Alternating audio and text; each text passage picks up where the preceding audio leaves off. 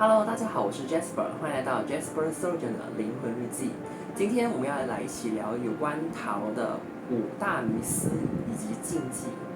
如果你是想要学习塔罗，刚入门塔罗学习，或者是对塔罗有兴趣的话，你可能会在网上或者是身边的一些人听说过所谓的塔罗迷思或者是禁忌。那么今天我作为一个爱好学习塔罗以及有关各个神秘学的人呢，想要给你们破除有关5个塔罗的迷思以及禁忌。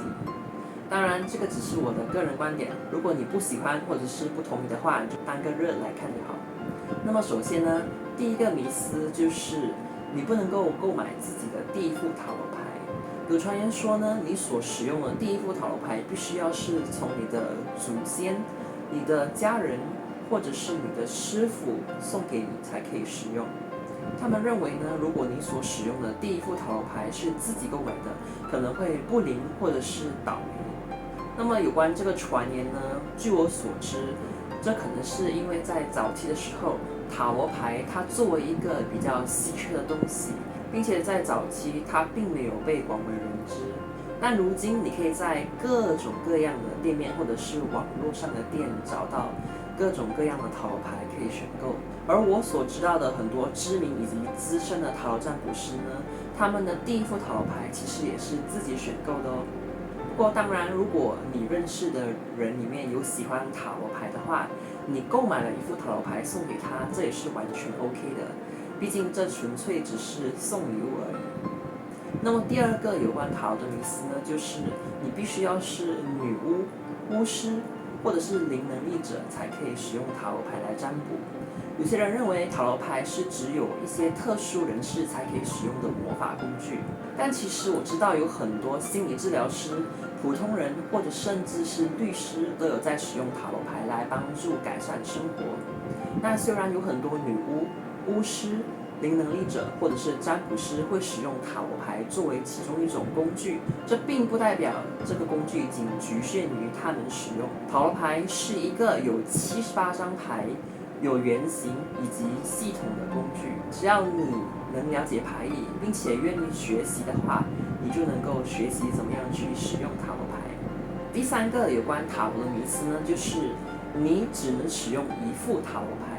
首先呢，这个说法我只能说要看个人喜好。的确，如果你要完成一个占卜，只需要一副塔罗牌就可以了，但这只是个人喜好。如果你像我一样喜欢收集各种塔罗牌，或者是根据不同的心情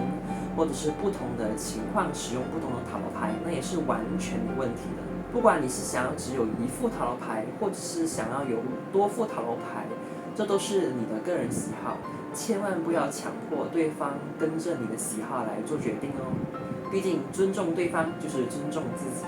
那么有关塔罗牌的第4个迷思呢，就是牌本身会有魔力或者是有灵体。那么塔罗牌之所以能用来占卜，是因为我们作为占卜师或者使用者，我们了解这些牌的牌意，并且我们根据牌意以及直觉去进行占卜。或许有些人可以完全靠自己的直觉以及灵能力来进行解牌，但这一切都是要靠自己的能力的。塔罗牌呢，它其实就只是一张比较硬的纸，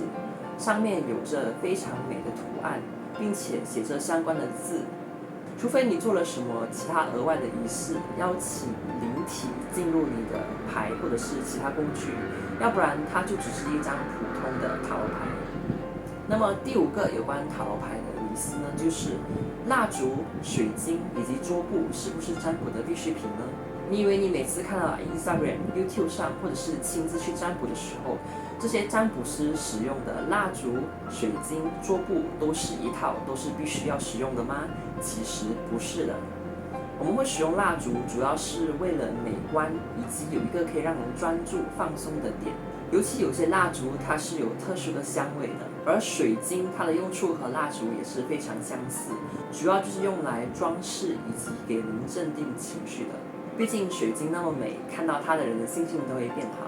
那么桌布呢？桌布其实是用来保护塔罗牌的，因为有时候有些桌子是比较粗糙，或者是它的表面比较肮脏，那这时我们使用桌布，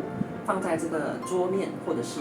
表面上，把牌放在上面，就可以避免因为摩擦而对牌造成刮花，或者是牌会变得肮脏。那塔罗占卜呢，其实最重要需要的就只是你的塔罗牌。如果你不想要使用塔罗牌以外的这些工具啊，其实是完全没问题的。那么以上就是有关塔罗的5个迷思以及禁忌。如果你想看到更多这样的内容的话，记得在下面留言告诉我哦。那么我会在以后考虑做更多有关塔罗的迷思以及禁忌。感谢你的观看，如果喜欢的话，记得分享给你身边的家人朋友。有什么想法也欢迎在下面留言评论告诉我。记得订阅我的频道以及打开小铃铛，那么以后有新影片更新时就不会错过啦。想知道塔罗占卜师是怎么样赚钱，以及整个塔罗占卜旅程是什么样子的吗？记得点击右边的影片查看哦。我们下期再见，拜拜。Jasper， 我作为一只熊可以成为塔罗占卜师吗？当然可以，只要你学会牌意，并且知道怎么解牌就没问题喽。耶！